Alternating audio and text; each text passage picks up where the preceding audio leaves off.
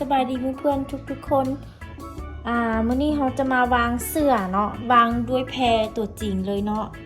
วางตัวจริงเลยเพราะเสื้อตัวนี้ทั้งหน้าจะเป็นกีบคือที่เห็นอยู่นี่เนาะคือรูปที่เห็นอยู่นี่จะมีกีบ2กีบทั้งหน้าแล้วก็ทั้งหน้านี่จะเป็นแบบนี้เลยต่างแต่ว่าทั้งหน้าทั้งเทิงนี่ทั้งคอนี่จะเป็นคอปีนเนาะส่วนตีนหั่นจะบ่แม่นตีนแบบนี้เนาะตีนนั้นจะเป็นอีกโหมดหนึ่งละ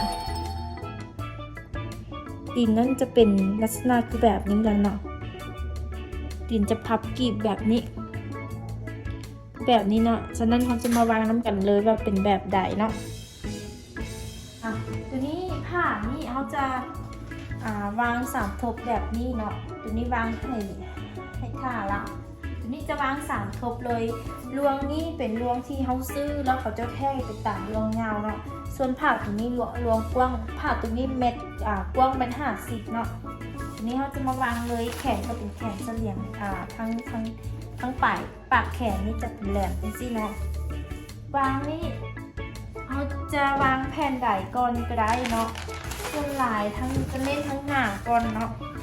นี่จะเป็นกีบหน้าตัวนี้จะเป็นคอปีนเนาะคอปีนเขาก็จะวางแบบนี้เลยตัวนี้ยังดูได้รีดเนาะเพราะว่าเขาจะรีดผ้าเก่าของสั้นตัดแล้วค่อยเป็นรีดเนาะวางทั้งหน้าทำเป็นไถอยากวางเสลี่ยงก็ได้เนาะเดี๋ยวตัวนี้หันจะบได้เสลี่ยงวางเป็นธรรมชาติของไปตามรวงผ้าเลยตัวนี้ทั้งหลังนี่มันจะตัดแยกเขาก็ไปซอกบนที่ได้เนาะตัวนี้เขายังบได้ทันรีดผ้าเก่าเพื่อมันจะวางแบบนี้เลย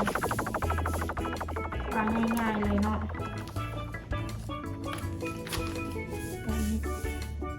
ทั้งหลังนี่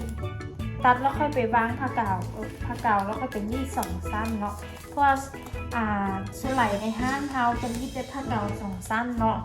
ตัวสั้นเดียวหันต้องได้สร้างพิเศษเนาะเพราะว่าเดี๋ยวนี้รีด2 สั้นเราจะเห็นให้เสื้องามทีนี้จะเป็นระบายของมันเนาะทั้งหน้าตัวนี้จะให้ทั้งหน้าอันนึงแล้วก็จะวางเสลี่ยงหรือว่าเป็นไผ่มีแขนนี้อย่างก่อนแล้วค่อยไปวางพวกอันนี้ก็ได้อันนี้จะเป็นแขน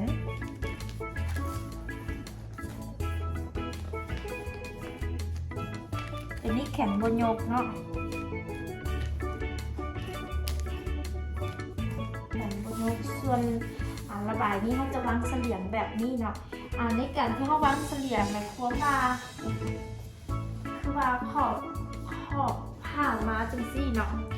ตัวนี้เป็นกลางหน้าตัวนี้เป็นข้างเขาจะเอาไปวางไปในมุมไปตันมุม4 แก่อยู่นี่เนาะไปตันมุมนี้แล้วเขาจะเอิ้นว่าวางเสลี่ยงเนาะจะเอาบนนี้ปิ้นไปนี้ก็ได้หรือว่าจะปิ้นมาทางนี้ก็ได้อันนี้ก็เอิ้นเสลี่ยงเนาะหรือว่าจะไปใส่อีกมุมหนึ่งก็ได้หรือจะวางแบบนี้ก็ได้เนาะพอล้วงผ้าของเขามาล้วงนี้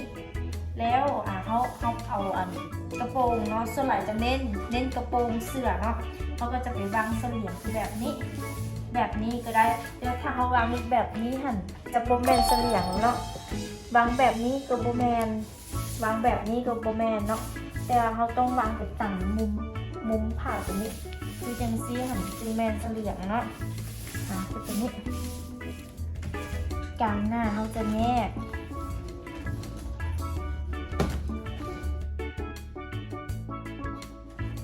ตัวนี้จะเป็นทั้งหลังเนาะ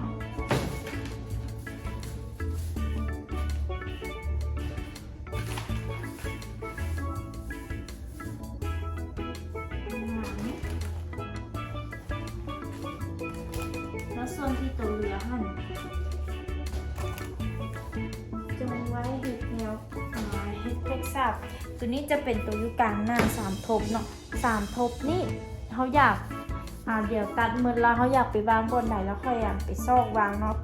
ซอกบนที่ว่าประหยัดผ้าเนาะตัวนี้มันกระเทินเราเฮ็ดจังซี่หรือว่าเป็นไผ่วางแบบนี้แล้วอยากเอาแขนมาใส่นี่แล้วเอาตรงนี้ไปใส่นั้นก็ได้หมดเนาะ ถ้าผ้ามีหลายหันวางโบประหยัดปันใดก็ได้เนาะแต่ว่าถ้าผ้ามีน้อยหันให้ประหยัดตัวนี้หันเดี๋ยวจะวางใหม่เนาะตรงนั้นหลังประเภทเสื้อที่ยังพุทธลิตเก่ามันเขาจะตัดเพื่อให้ลายเนาะแขนนี้เขาจะโจงประมาณ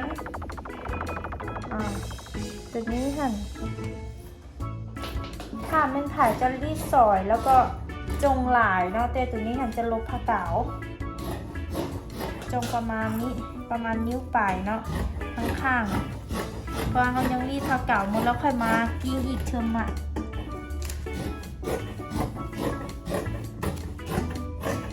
ตัวนี้คุณจอยเนาะ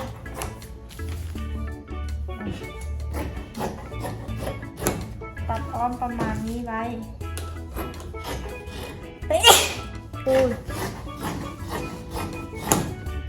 อันนี้เป็นแขนอันนี้เป็นโตดประเภทนี้กี่แบบนี้เนาะเราก็ตัดประมาณนี้วางตามนี้ไว้เลยบอลนี้อยากตัดไปตามวงแขนก็ได้หรือว่าจะปาแบบนี้เลยก็ได้เนาะแทนถ้าอยากตัดไปตามวงแขนก็จงเอาลายแบบนี้ตัวนี้เป็นตาเสลี่ยงไปแนวใดครับก็เสลี่ยงไปแบบนี้ก่อนเฉพาะ2อันนี้มันจะอยู่เป็นคู่เนาะมันจะตัดเป็นคู่เอาตัวนี้จะเป็นยุงหลังตัดเป็นแผ่นใหญ่อย่างนี้เลยเนาะ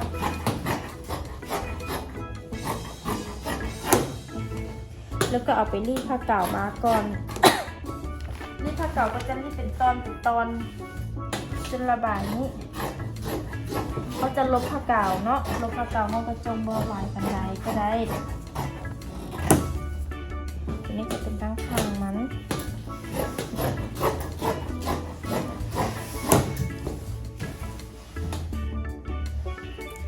แบบนี้แล้วก็จะตัดต่อด้วยอีกแผ่นหนึ่งตัวนี้จะเป็นข้างๆเนาะตัวนี้จะเป็นกลางหน้าเขาจะจงเอาหลาย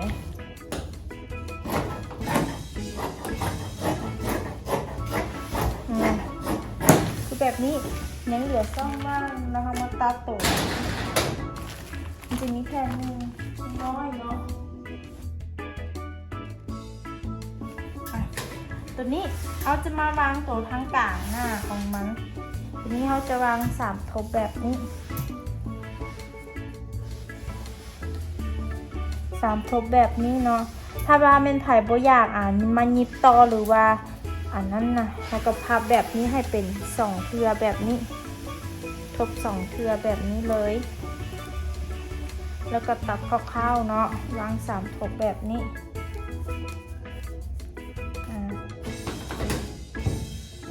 แล้วก็ตัด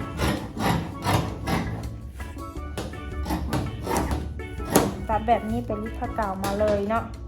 หลังจากนั้นเราค่อยมาวางตัวนี้มันตัวอยู่กลางหน้าของเขาตัวนี้จะวาง3ทบทีนี้เขาเฮ็ดเรียบร้อยแล้วเหลือพวกวางเหลือตัวนี้เนาะถ้ามีมุมใดที่เฮ็ดมีเสลี่ยงนะตัดตองแบบได้เลยอันนี้สะพอมีผ่าหลายเนาะถ้ามีผ่าน้อยนั่นให้ไปซอกคาเศษเนาะซอกคาเศษมาเฮ็ดตองตัวตองหั่นเฮ็ดน้อยๆก็ได้ส่วนตัวเรือนคือแบบนี้อยากเฮ็ดสาบแล้วมันจงไว้สาบทั้งหลังเสื้อของตัวนี้จะมาตัดสาบไว้เลยเนาะเสื้อตัวนี้จะเป็นคอปีนแล้วสาบมันจะซื่อจะบ่ได้อ้อมไปตามคอนี่เนาะถ้าเป็นพวกคอมุนคอแหลมเนาะเขาจะมีสาบมาตั้งแต่ลายนี่มาจังสิเบอร์ตัวนี้จะเป็นสาบคอปีนแมนเขาจะใช้สาบซื่อแบบนี้เลยประหยัดเนาะถ้าหากว่าเขาประหยัดเขาจะมาวางตามขอบเจี้ยนี้เลยว่าเจี้ยนี้ยาวสำหรับเขาตัดเพื่อไว้เลยแล้วเขาก็ไม่ต้องเอาง่ายไหลก็ได้ คือตัวนี้หันได้ทั้งสาบทั้งดิ้นเนาะอันนี้ไว้ให้สาบ